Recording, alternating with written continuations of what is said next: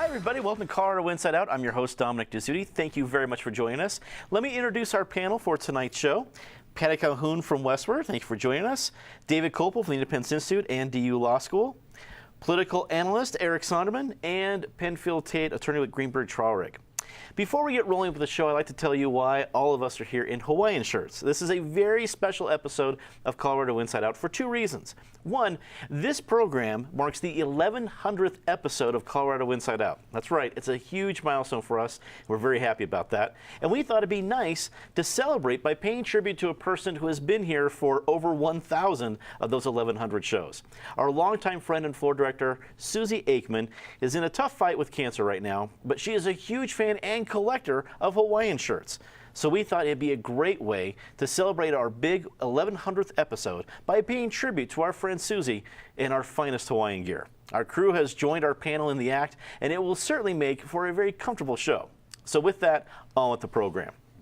Governor John Hickenlooper has come under fire for an apology he issued to a group of Colorado County sheriffs last week.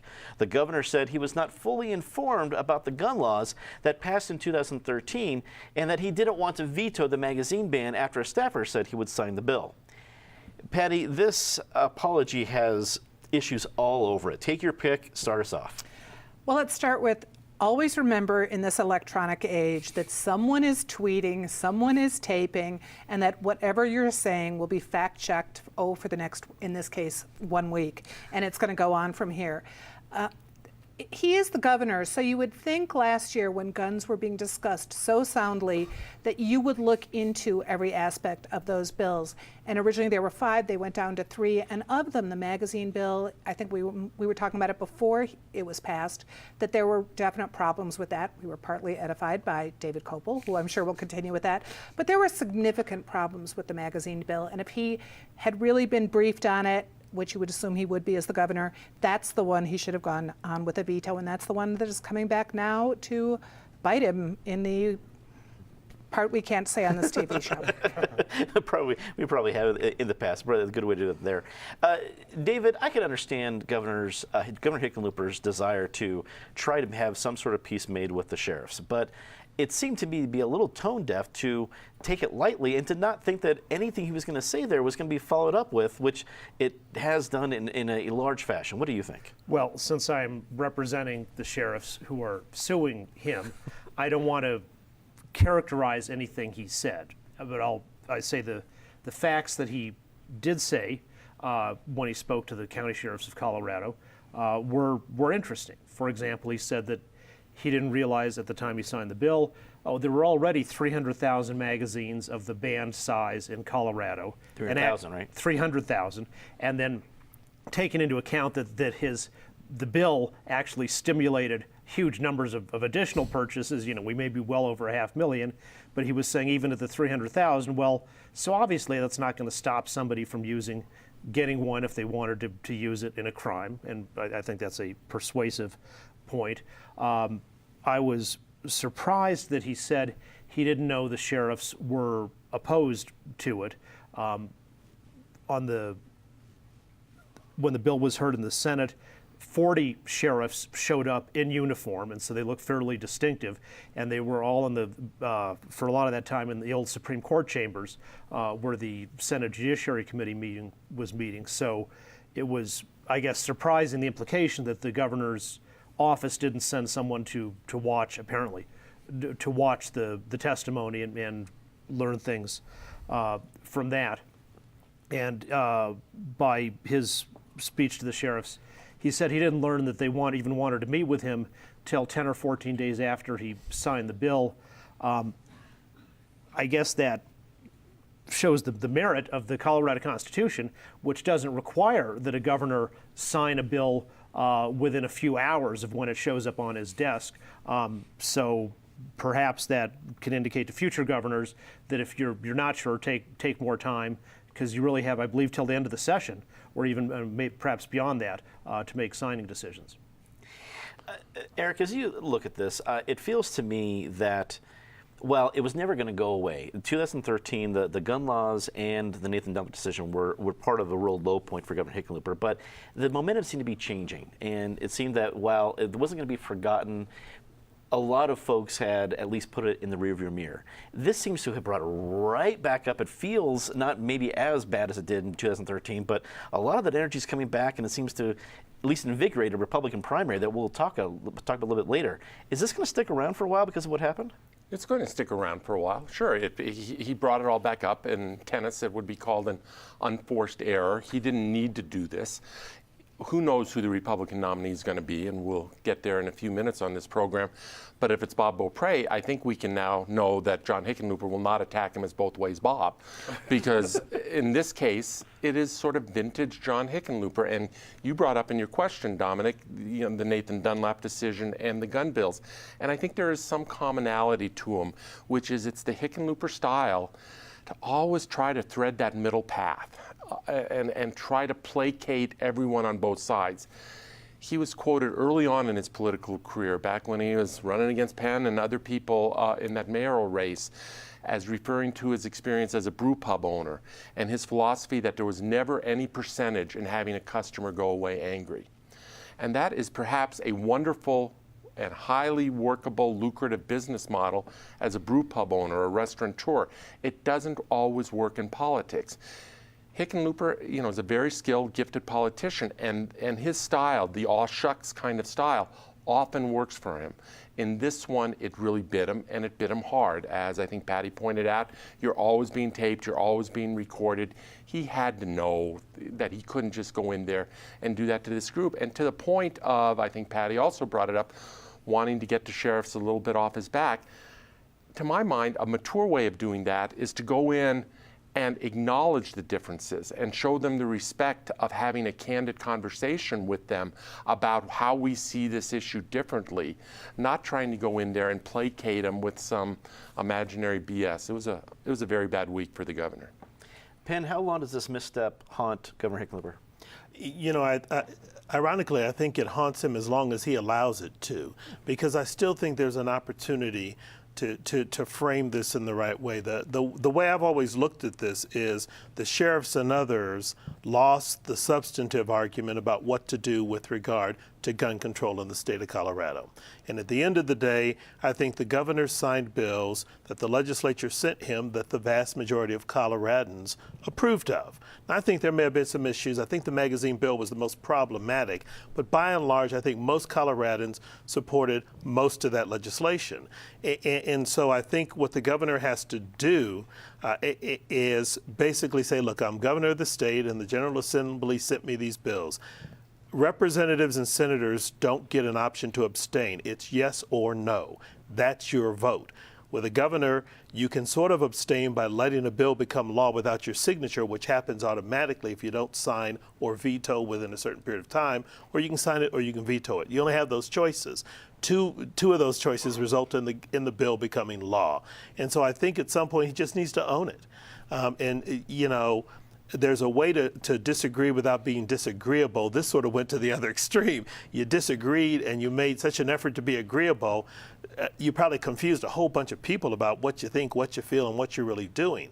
And Eric's right. There are times when, you just need to stand up and say, look, you're not going to like it, but this is where I come down. This is what I did. This is what I signed. It's the law. Let's move on. Mm-hmm. Well, let's take your cue. Let's move on. With the Republican gubernatorial primary just around the corner, the final fundraising numbers were released this week. Reports show that Bob Beaupre, with over $47,000, raised the most in the last 2 weeks. Meanwhile, reports from the Hickenlooper campaign show that it raised over $142,000 in the same period. David, we're only a few days away from Election Day. Who's left standing, and will they have the momentum to challenge Hickenlooper? Hickenlooper is going to be the financial giant in this race no matter what, because of all the controversial bills he signed and things like that.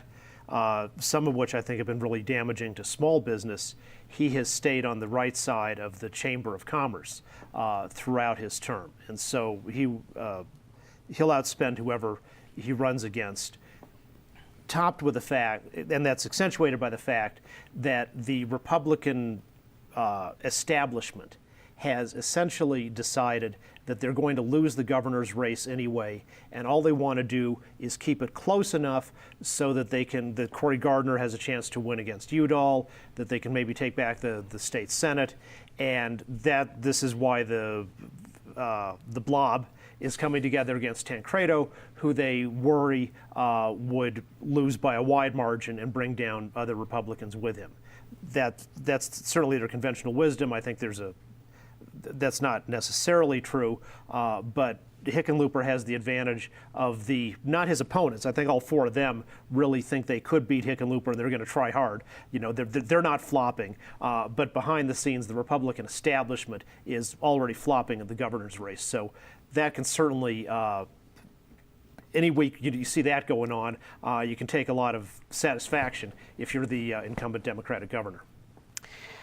Eric, because there's a mail-in ballot that's kind of an extended election day, while the official election day is the 24th, people have had ballots for about 2 weeks, and the momentum has seemed to really mess around a little bit. Beaupre had some momentum, Tancredo had some momentum, they both had knocks against them, Gessler had strong fundraising, Kopp's still kind of the dark horse at the end. Who is, when you and I are at that debate at Channel 4 that we do every year, every election season in October, who is debating Governor Hickenlooper? You know, good question. I find the whole thing, you talk about momentum, and there have been a few shifts. I find the whole primary to have been one of the sleepier primaries that I can remember in many, many election cycles. It really just hasn't engaged at any level. I don't know if it's that Colorado voters aren't used to the new cycle, the June cycle, when we're used to having primaries at the end of summer. I'm not sure exactly why it is, but it really hasn't engaged. I think it probably has come down in the final analysis to two people. It's probably come down, and there could be a surprise, but you know, you look at the Virginia surprise of Eric Cantor getting beat. That was a one-on-one matchup. And if a Tancredo or a Beaupre was involved in a one-on-one matchup with a new upstart candidate, you could see that kind of upset. I'm not sure I see it here. I think it does come down to Tancredo and Beaupre.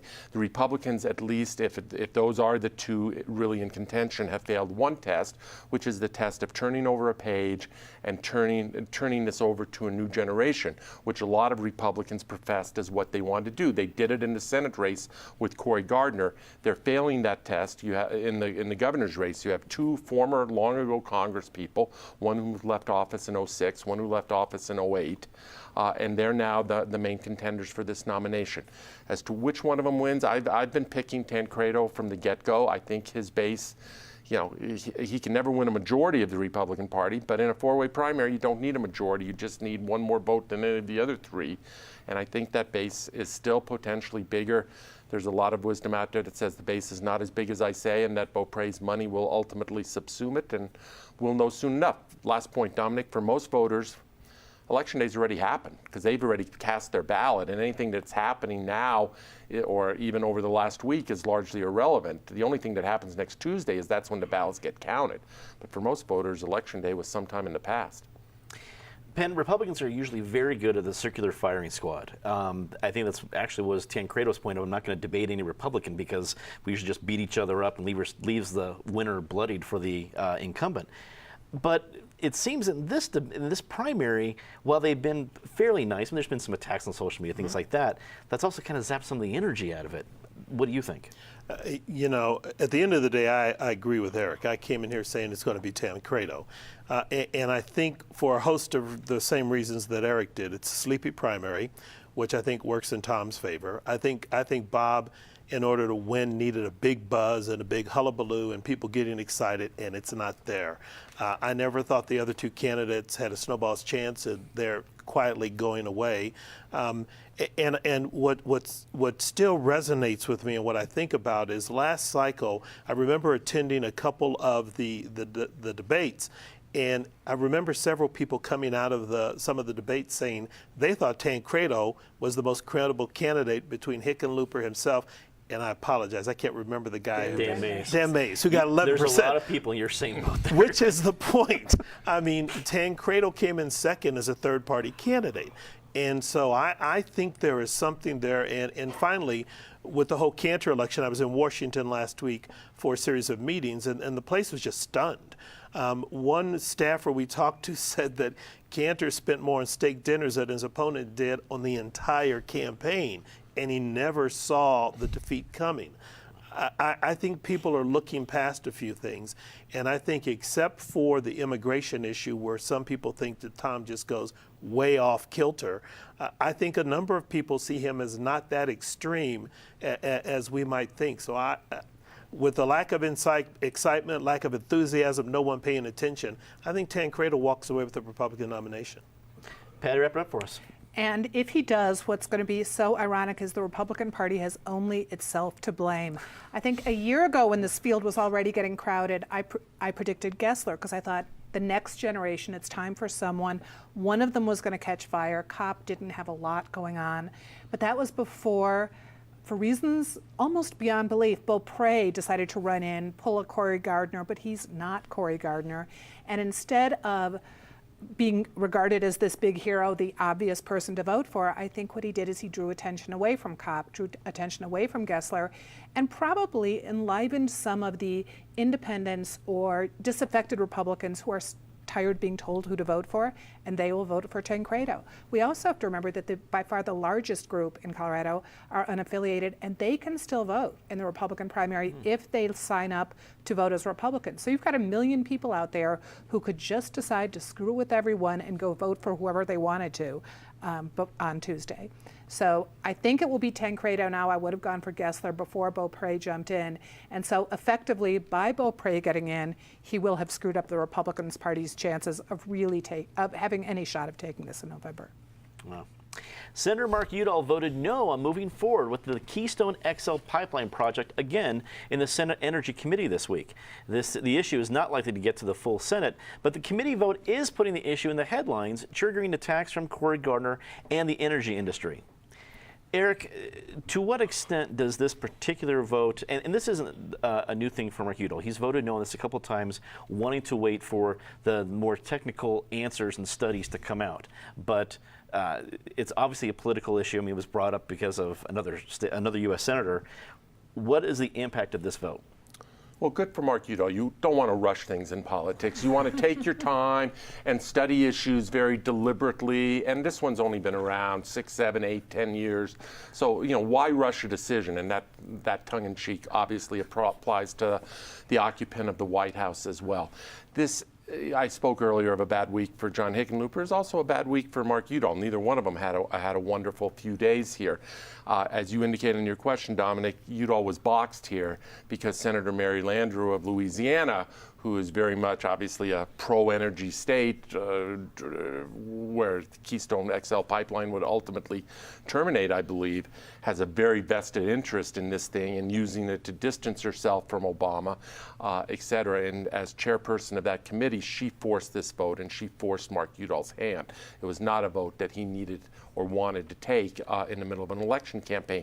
It does speak to the epicenter of the Democratic Party here, even though Keystone is significantly popular among the public at large, among those Democratic activists and Democratic donors. It is a bridge too far, and Udall chose to go with the base here instead of running to the middle. I don't think for most undecided voters, Keystone by itself is going to be the big issue between Gardner and Udall come November. What is the issue, though, is fracking, the somewhat related issue that has related constituencies, related political divide. And Mark Udall is trying to duck and dodge and not take a position on the whole fracking issue from now until November. That one is going to be much tougher for him to avoid, in my mind. Penn, like Eric talked about, Senator Udall was boxed on this issue, and to suddenly go to a yes vote after voting no on the same issue, he would have been flip-flopping, probably even more damaging. But does this stick to him because of the energy industry is already going to be spending a lot of money in Colorado? It sticks to him, and I think if I'm Mark Udall, I don't mind. I own it. You're right. I've voted this way consistently. and then I go out and do a TV commercial and talk about how Cory Gardner has flip-flopped on a key issue for many voters in Colorado, which is a woman's right to choose.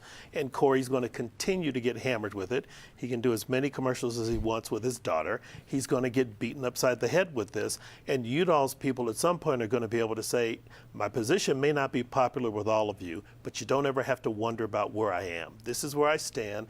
I've voted consistently this way. I've voted the same way again, unlike the other guy who keeps moving all over the dial based on what he thinks you want to hear. I think that's the way Udall has to play this. So while I think this hurts him with certain interest, let's face it, the oil and gas industry wasn't going to give Mark Udall big money anyway. So it's not like he lost some supporters or a source of campaign contributions that he otherwise might get from Cory Gardner. It wasn't going to happen. Patty, is Udall consistent, gets points that way, or is he anti-energy and loses points that way? Well, someone's consistent, so let's give him points for that. It's not going to hurt. I mean, Udall already has trouble, so being seen as the environmentalist he has been consistently is not going to be a big problem for him this fall. The big problem this fall is going to be the whole energy fight that's going to come out. We don't know yet if all the ballot initiatives will wind up on there or there's going to be some compromise, but that's looking a lot less likely. We're going to be having a very ugly, very heated campaign that's going to start really next week as soon as we know who the gubernatorial candidate is. And we will be talking about death penalty. We will definitely be talking about fracking and oil and gas.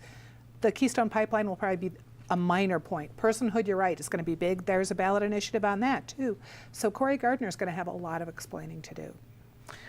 David, finish up for us. Udall may be consistent, but his explanation that he wants more study because supposedly he might vote for it after more study, I think lacks credibility. We see some of the change in the Democratic Party over the decades. In the olden days, the core of the Democratic Party was the working men and women of unions that actually made something.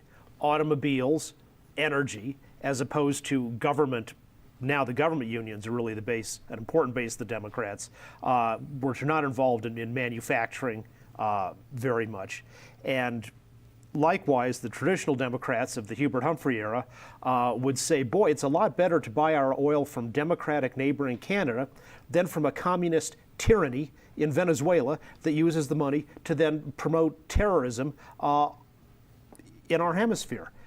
You're not going to have any less oil used by Udall and others blocking the Keystone pipeline. It's just going to get shipped to China, and instead of our buying the Canadian oil, the Chinese buy it, and so we buy Venezuelan oil instead, to the detriment of our national security and everything else. I think it's a sincere but indefensible position.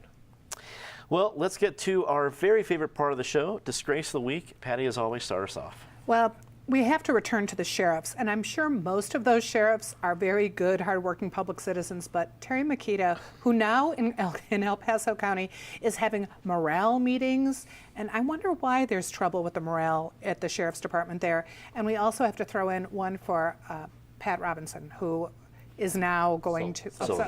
sorry. That's okay. But going to jail anyway. Not the jail no longer has his name, but he is going. David. And it's important to note that the televangelist Pat Robertson is not going to jail. He's got a very clean record. The Internal Revenue Service, at its now obviously criminal levels of destroying evidence. Representative Dave Camp sends them a letter saying, I want these emails. 10 days later, Lois Lerner's and 7 other people's hard disks mysteriously crash. And then instead of saving the hard disks from which you can recover the emails, they're all recycled. This is more brazen than Richard Nixon's destruction of evidence. Eric.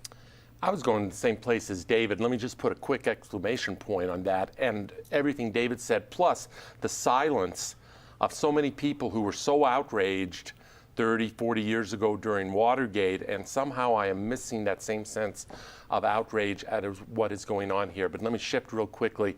I had an experience this week with, they call it Air Care Colorado. What an antiquated system from a bygone era. There are so many other technologies now to test emissions, to get the bad, highly polluting cars off the road. This thing has no technological currency. They haven't kept up with the fact that there's so many more four-wheel drive cars on the road. It looks like the waiting room out there was cleaned about as old, long ago as the chairs were made, which is multi-decades ago. And to whatever political powers keep this decrepit, antiquated system in place in lieu of new technology boggles my mind. Penn, do your best to follow that. Wow. Well, I guess I could say me too on the IRS, but also me too on Pat Sullivan.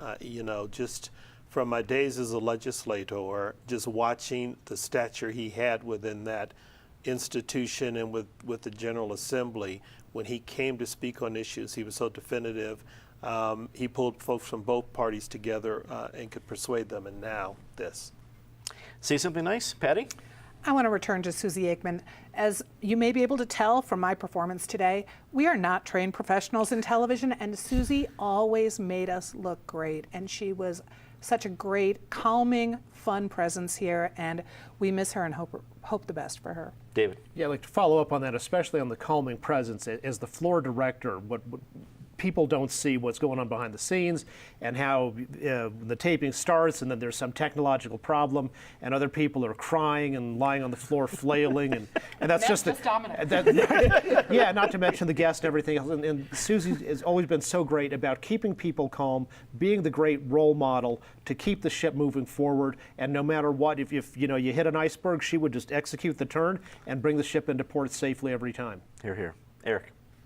I'll just echo that. I mean, Susie's been a wonderful presence around this studio for so many years. God bless her in her battle, on her journey here.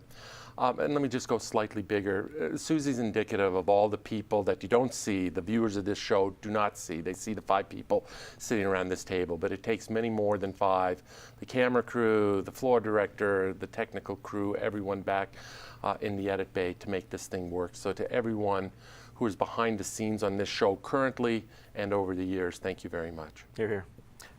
Ditto, echo everything everybody else said. Susie, we love you, but I do want to give a shout out to one other person. Gully Stanford, who's been a longtime activist in our community, has retired from the state, and he and his wife are moving to upstate New York. And we will miss him. We will be a better community for the work he's done, and we appreciate him, and we say so long, but stay in touch. Well, that is all the time we have tonight. Thank you very much for tuning in, and thank you for making our first 1,100 shows possible. We look forward to bringing you 1,100 more. Also, Susie, we hope you enjoyed our tribute, and please know that all of us are thinking about you. For our viewers watching our live stream right now, stay tuned for a special behind-the-scenes segment, and for our broadcast viewers, we'll see you next week. For everyone here at Channel 12, I'm Dominic Dezzutti. Thanks for watching.